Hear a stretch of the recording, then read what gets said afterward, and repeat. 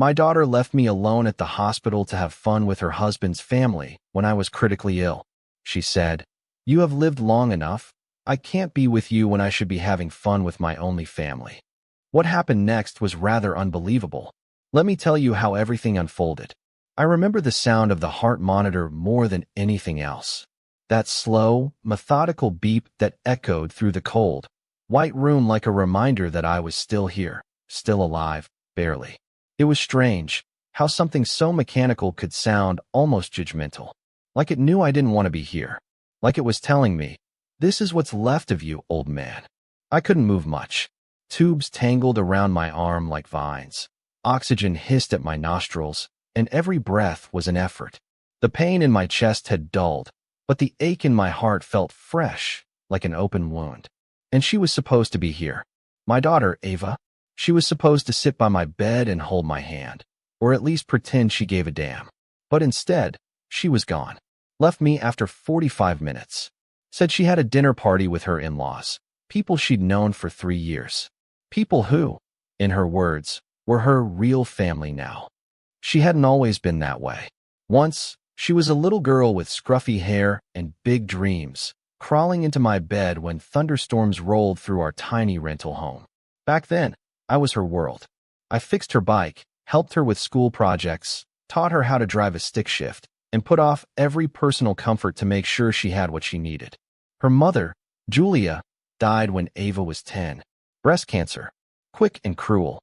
I had to become both parents overnight, and I never once considered walking away from that responsibility. I took jobs I hated, did 16-hour shifts, skipped meals so she could have lunch money. I never remarried. How could I? I only had room for one priority. And that priority just walked out of my hospital room with a designer bag slung over her shoulder and not a single look back. I didn't argue with her. That's the part that surprises most people when I tell them. I didn't yell. I didn't beg. I just watched. She stood at the foot of the bed, her arms crossed, phone already lighting up with messages from her husband. Her voice was flat when she said it, like she was giving some customer service excuse. "You've lived long enough, Dad. I can't be here when I should be having fun with my only family." That last part, my only family, that's what shattered me.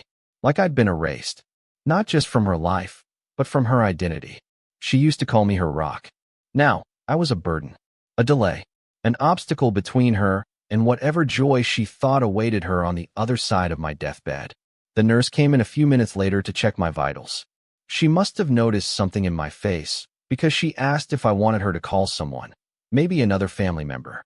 I shook my head. "No one's coming," I said. She was the last one. The nurse didn't push, just nodded and adjusted my foredrip. When she left, I stared at the ceiling tiles for a long time. They were off-white, speckled, with faint shadows forming in the corners. They looked like the tiles in the old break room at the power company where I used to work, back before layoffs, back before my back started to go, back when I still had the strength to believe that loyalty meant something. Funny how things circle back like that. You start life crying in a sterile room, and if you're lucky or unlucky, you end up in one too. Eventually, I turned my head as much as I could and reached for the little rolling table with my phone on it. My fingers were stiff, and it took me 3 tries to unlock the screen. I didn't open Ava's contact. I didn't scroll through pictures of her wedding or vacations I was never invited to. I opened my contacts and called my lawyer. The receptionist answered, cheerful as ever, asking if I wanted to schedule something next week. "No," I croaked, my voice barely above a whisper. "I want to change my will. Now." There was a pause, then a soft, "Yes, sir. I'll get him on the line." And just like that, the switch flipped.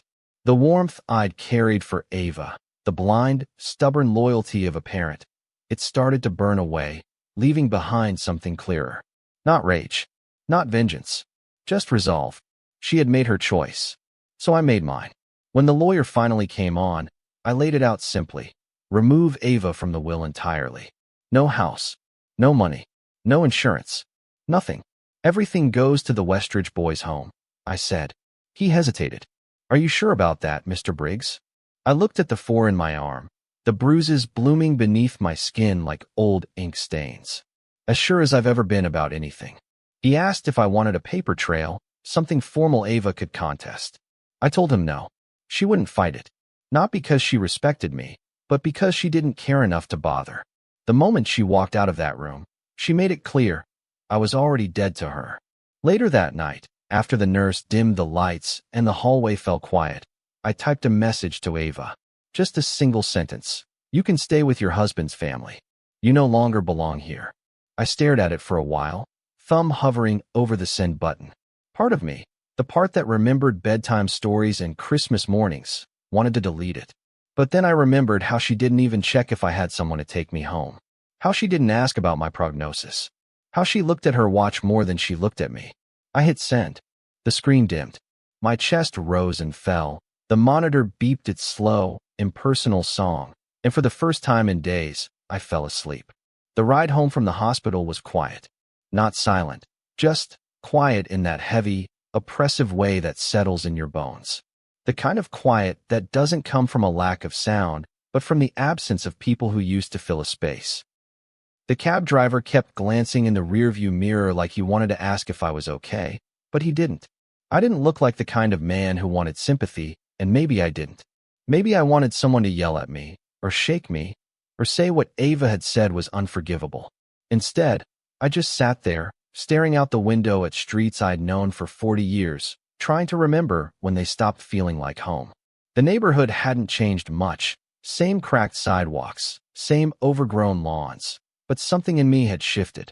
I was going back to the same house, but I wasn't the same man who had left it. When I opened the front door, the smell of dust hit me first. That faint, stale scent of wood and forgotten time. The house had always been clean. Ava used to tease me for being a neat freak, but it hadn't been lived in while I was gone. And that was the difference. A house can be spotless and still feel abandoned. I lowered myself onto the couch, groaning as my ribs complained, and just sat there, taking it all in. The framed photo of Ava at her college graduation still hung above the mantel. She wore a red sash and a crooked smile, standing next to me while I gripped her diploma like it was mine. In a way, it was. I paid for every last credit of that overpriced degree. Worked nights wiring up busted outlets in half-finished condos while she studied sociology and fell in love with men who didn't know how to hold a hammer. I called my lawyer again the next morning. Told him I was feeling better and wanted to make the changes official. He asked me twice if I was absolutely certain, his voice kind, but cautious, like a man walking across thin ice.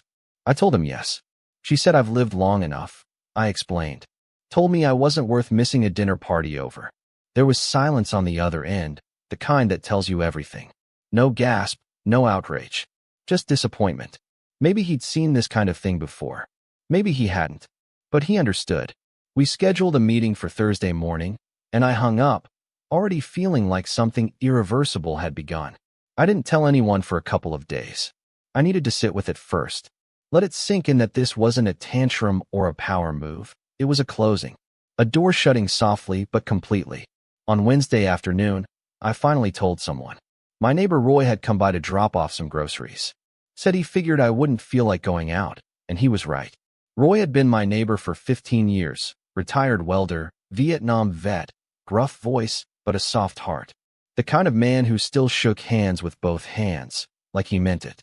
He sat at the kitchen table while I poured us both coffee and explained what had happened. Not just the hospital, but everything after. Her words. Her absence. The will. Roy didn't interrupt me. Just sipped his coffee and nodded now and then, eyes narrowed like he was watching a fuse burn down. When I finished, he leaned back and let out a long breath. You took that girl to Disneyland with a paycheck that should have gone to rent, he said quietly. You fixed her first car with duct tape and spit. And now she's got the nerve to say you've lived long enough? He shook his head. That ain't just ungrateful. That's cruel. I didn't disagree. I'd replayed those words every night since she left me there, like a song I couldn't turn off. And no matter how I tried to twist them into something less vicious, they came out just as cold every time. You sure about the will? Roy asked. I nodded. She won't miss it. Her husband's got family money. They fly out to wine tastings in Napa. What would she even do with a 2-bedroom house and a broken-down truck? I paused. The boys at Westridge will need it more. Roy didn't argue, just raised his mug in a slow toast and said, then that's that. We didn't talk much after that.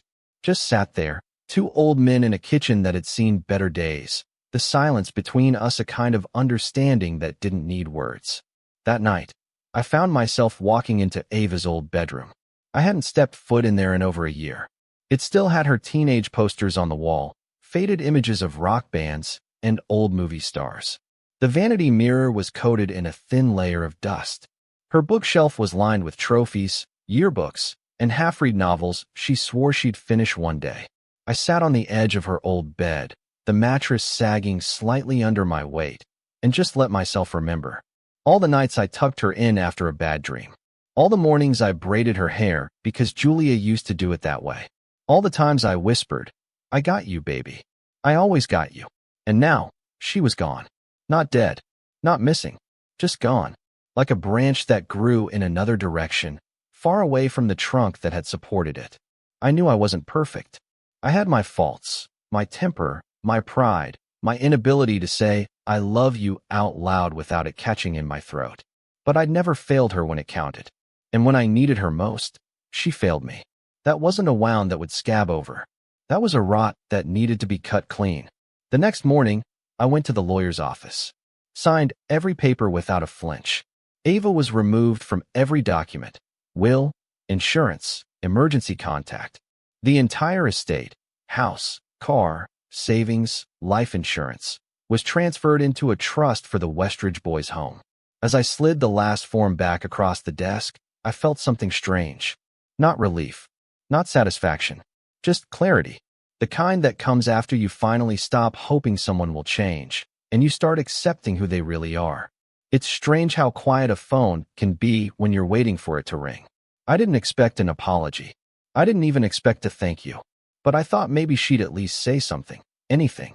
A curse, a plea, a bitter goodbye. Instead, there was nothing. Just radio silence. Day after day. The phone sat on the counter like an unused invitation, daring me to pick it up and check if maybe, just maybe, I'd missed a call. I hadn't. Not even a text.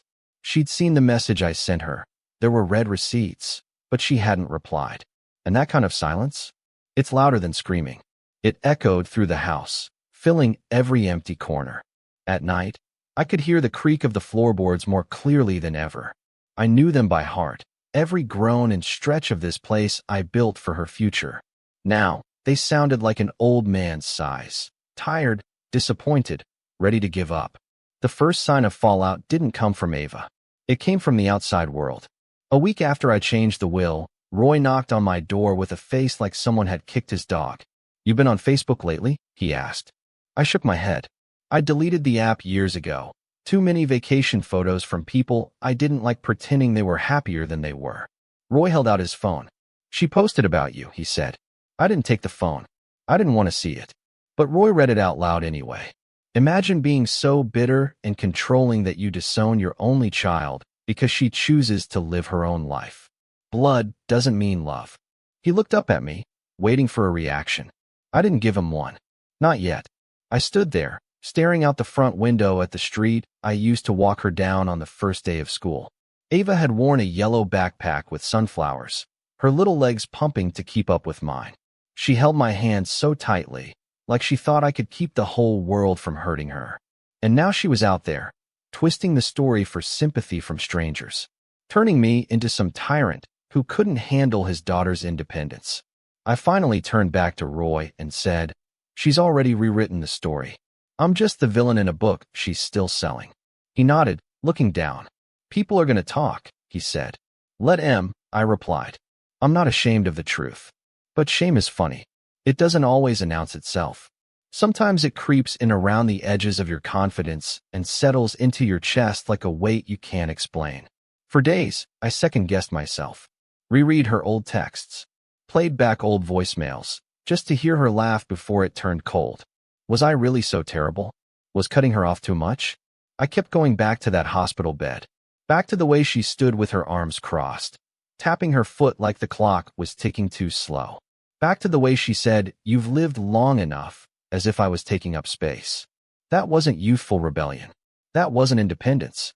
That was dismissal. That was someone looking at you and seeing dead weight. The only relief I found was at Westridge. After the will change, I'd reached out to the director and offered to visit, maybe help out with some of the maintenance needs. They needed new shelves, the plumbing was a mess, and the back fence leaned like a tired old man. It gave me something to do with my hands. Something that didn't involve sitting around waiting for a daughter who wouldn't come back. The kids were good, loud, messy, curious, always asking questions I hadn't expected. Why do you have so many tools? Did you ever build a spaceship? Do you know how to fix a toaster? One of them, a boy named Marcus, couldn't have been more than 12. Quiet kid, always watching me from the corner of the yard. One day he finally asked, "Are you somebody's grandpa?" I told him no. Used to be somebody's dad. He nodded like he understood more than I said.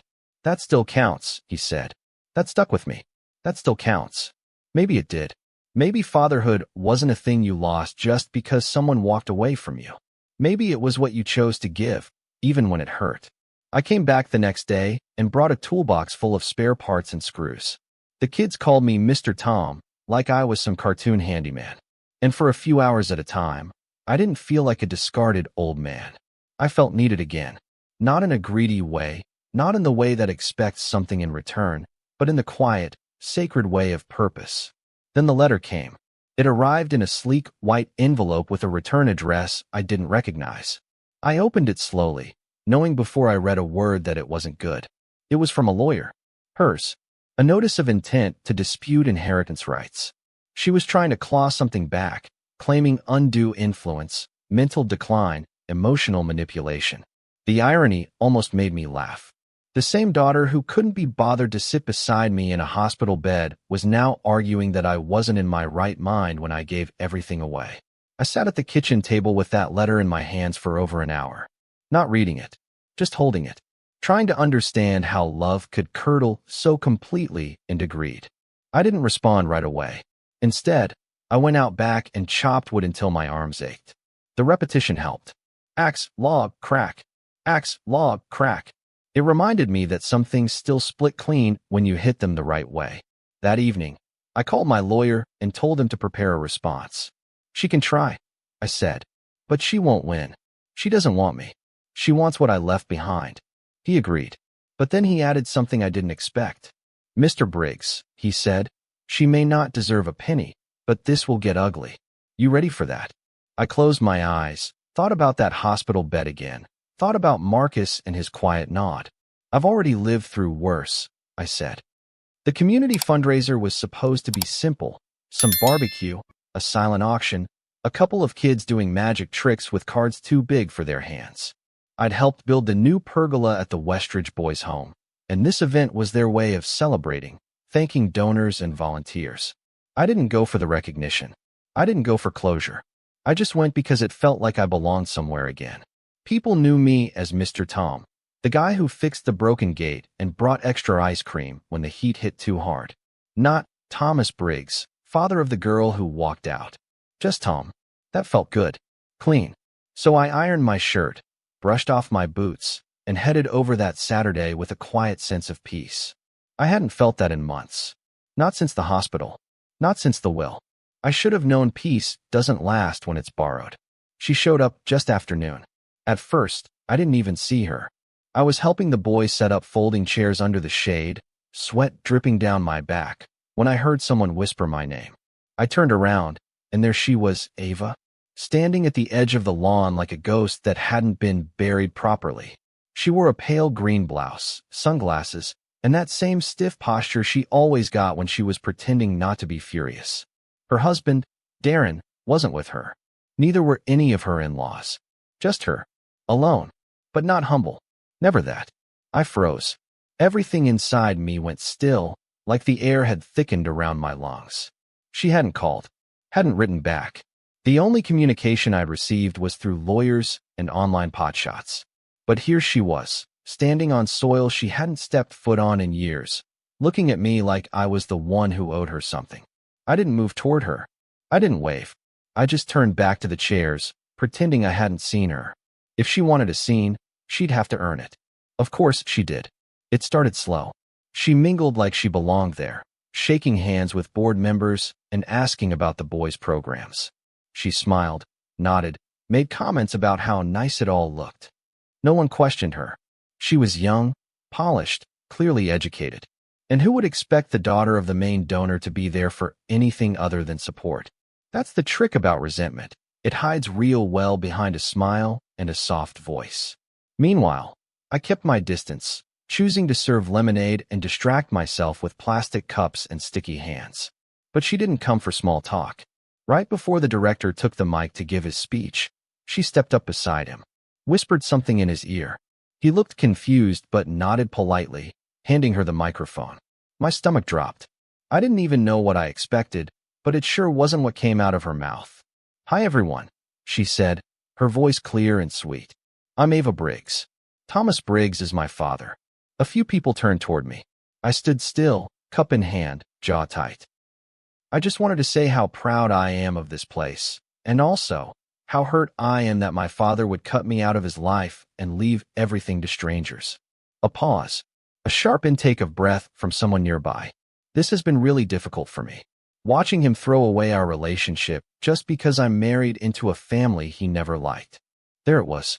The shift. The manipulation. She wasn't just telling her side. She was rewriting the whole story. I took a step forward, then stopped. My heart pounded, not with fear, but with fury. Not just at her words, but at the smug confidence behind them. The assumption that no one would dare contradict her. That she could just walk in, play the victim, and reclaim whatever pity she'd lost online.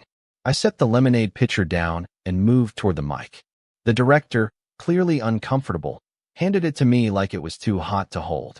I didn't raise my voice. I didn't point fingers. I just spoke.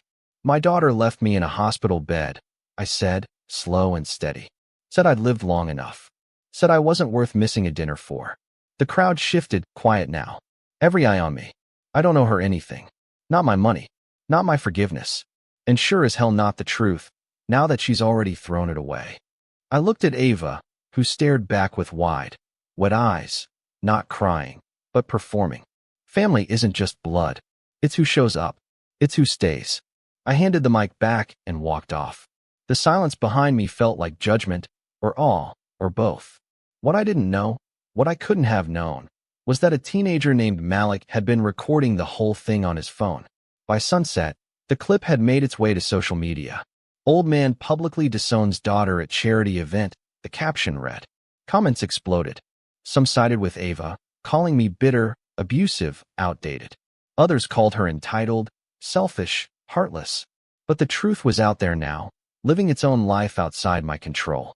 I didn't bother reading them. I didn't care. I wasn't in this for validation. I just wanted to breathe again. Roy came by the next morning, a brown bag of donuts in one hand, his phone in the other. "You went viral, brother," he said, handing me a jelly-filled. I shrugged. "Better than going septic," I muttered. We sat on the porch in the early light, watching the street come alive.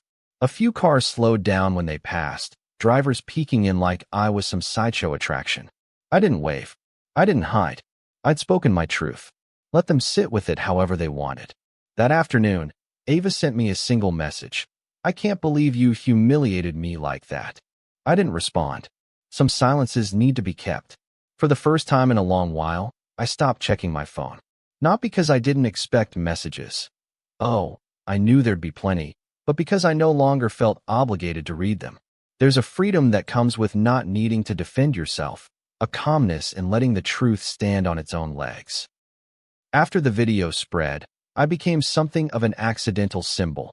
Half of the internet saw me as a gruff hero, the other half painted me as a cold-hearted relic. Strangers debated my life like it was a courtroom drama. He deserved better, some said. Others argued, she's his daughter. Blood is blood. But the most jarring part? I didn't feel anything. No rush of vindication. No sting of guilt. Just a kind of detached peace, like I'd been holding my breath for years and finally exhaled. Westridge became my sanctuary. The boys didn't care about viral moments or inheritance drama. They cared about whether I could fix the broken foosball table or if I remembered to bring extra nails for the treehouse they'd started hammering together with crooked boards and wild ambition. There was something so refreshingly pure about the way they looked at me. No expectations. No manipulation. Just interest. They'd ask questions, throw around jokes, poke fun at my graying hair, and listen when I talked. One day, I taught them how to patch a tire. The next, how to strip old wires safely. And they soaked it up, not because they had to, but because they wanted to. That distinction meant everything to me. It reminded me that value isn't about bloodlines. It's about presence, consistency, and the quiet choice to show up again and again. One boy in particular, Marcus, began following me around like a shadow. He was 13, lanky, with the kind of eyes that had seen more than any kid should. He didn't talk much, not at first. Just watched me, closely, carefully, like he was trying to decide if I was another adult who'd disappear. Then one day, while I was sanding down an old bench, he asked, "Were you scared in the hospital?" The question caught me off guard. I set the sander down and looked at him. "Yeah," I admitted. "Real scared." He nodded, then said, "That's when people usually show who they really are, right?" I didn't answer right away. Didn't have to. He already knew. That kind of hurt. The kind that turns people invisible when they need to be seen the most. It's a language we both understood too well. Roy came by the next weekend with a grin like he'd won the lottery. "You've seen the paper?" he asked. I hadn't. He dropped a folded copy of the Westridge Gazette on the table. There I was on the front page. Local volunteer inspires community after family fallout. I shook my head, chuckling dryly. "Inspires," I said. "Hell, I was just telling the truth." Roy clapped me on the back. "Yeah, well, these days that's about as inspiring as it gets." He wasn't wrong. There was a weariness in the way people clung to hope these days, like it was a scarce commodity. If my story gave anyone permission to draw a line in the sand, to choose self-respect over silent suffering, then maybe all the mess had meaning after all. Of course, not everyone saw it that way. My niece, Lauren, called me later that week. We hadn't spoken in over a year. She was Ava's cousin on Julia's side, always caught between being loyal to family and being honest. She sounded hesitant at first, like she wasn't sure what role she was stepping into. "Uncle Tom," she began, "I saw the video. I saw everything. I waited. I don't agree with how she treated you. Not even close. But you really cut her out of the will." Her voice cracked on that last part. I sighed, leaning back in my chair. "She left me to die alone, Lauren. She chose them. I just honored her choice." Silence stretched between us, taut and fragile. Finally, she whispered, "I don't know what to say." I nodded, though she couldn't see it. "You don't have to say anything. Just know I'm done begging to be loved." What she said next surprised me. "She's not doing well," Lauren confessed. "Not emotionally." She thought the internet would side with her. But when they didn't, it broke something in her. I didn't respond. Part of me wanted to. Part of me wanted to ask if Ava regretted it, if she missed me, if she cried about the life she'd thrown away. But another part, the wiser part, knew that didn't matter. Regret isn't currency. It doesn't undo the damage. It doesn't sit beside you in the hospital or check on you after surgery or hold your hand when your body is failing.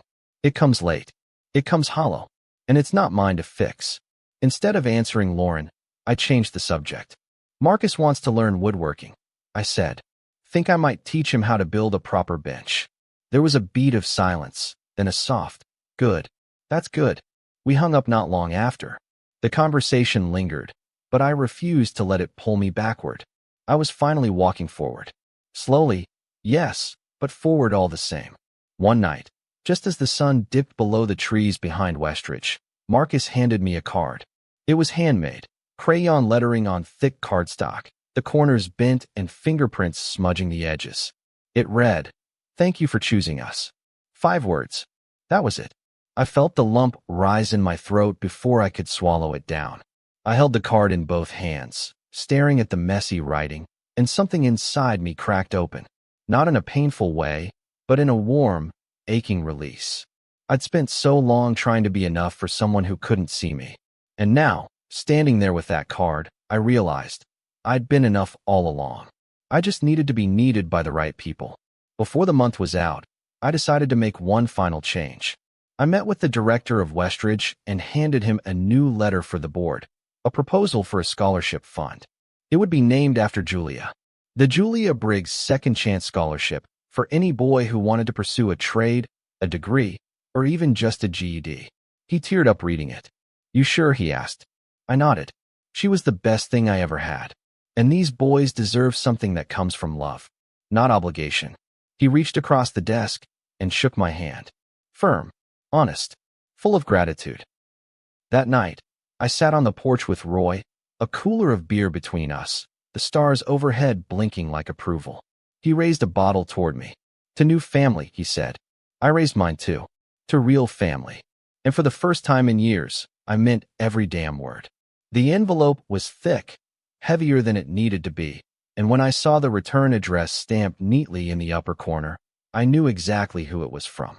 I stood at the kitchen counter, holding it between my fingers like it was ticking, like it might explode if I opened it too fast. I didn't need to tear it open. I didn't need to read the words to know what it said. Ava was making one last play. Not with kindness, not with remorse, but with paperwork, legal tone, and the sharp edge of entitlement wrapped in desperation. I had expected it, in a way. Roy had warned me after the scholarship announcement went public. She'll smell that like a shark in bloody water, he said. And he was right. But what surprised me, what truly pressed against my chest, was that even after everything, part of me still hoped it was something else. Something human. Maybe an apology. Maybe a letter that said, I was wrong. But when I opened it, I found only printed demands and a hollow signature. The letter was a formal notice of her intent to pursue rightful inheritance due to what her lawyer called emotional alienation and impulsive disinheritance. They accused me of being mentally unfit at the time of the will's alteration, citing erratic behavior, undue influence from third parties, and, my personal favorite, a pattern of emotional volatility stemming from unresolved grief. I had to laugh, not because it was funny, but because it was so damn textbook. She couldn't admit she'd hurt me. She couldn't own the moment she left me in a hospital bed and told me I'd lived long enough. So she was rewriting the script, again, only this time with legal stationery and a notary seal. It was as if she believed she could erase her absence with a well-phrased argument. As if the law would care more about blood than betrayal. I didn't cry. I didn't get angry. I just sat there at the table, that thick envelope spread out in front of me, and thought about the man I used to be.